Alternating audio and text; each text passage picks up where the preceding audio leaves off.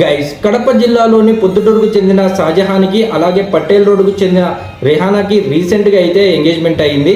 కొన్ని రోజుల తర్వాత షాజహాన్ అయితే రెహానాకి నువ్వంటే నాకు ఇష్టం లేదు, నీపై నాకు ఎలాంటి ఫీలింగ్స్ రావట్లేదు, నాకు ఇంతకుముందే కొంతమంది గర్ల్ ఫ్రెండ్స్ అయితే ఉన్నారు, ఇప్పుడైతే మనము మ్యారేజ్ అయితే క్యాన్సిల్ చేసుకుందామని చెప్పేసి అయితే చెప్పడం జరిగింది.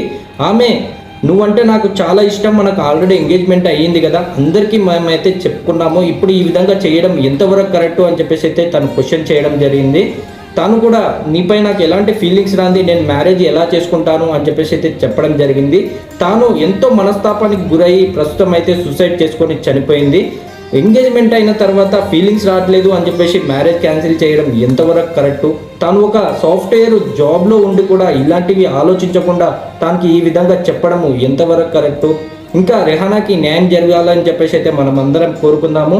ఇలాంటిది ఏ ఆడపిల్లకు జరగకూడదని చెప్పేసి అయితే మనమందరం అయితే తనకు న్యాయం జరిగే విధంగా అని చెప్పేసి అయితే కోరుకుందాము.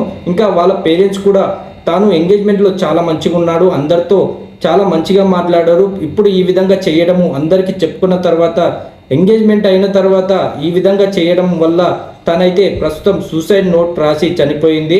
ఈ విధంగా చేయడము తనకు ఖచ్చితంగా శిక్ష పడాలి, ఈ విధంగా చేసినందుకు ఇంకా ఎన్నో వేధింపులు చేశాడు అని చెప్పేసి అయితే వాళ్ళు వాపోతున్నారు.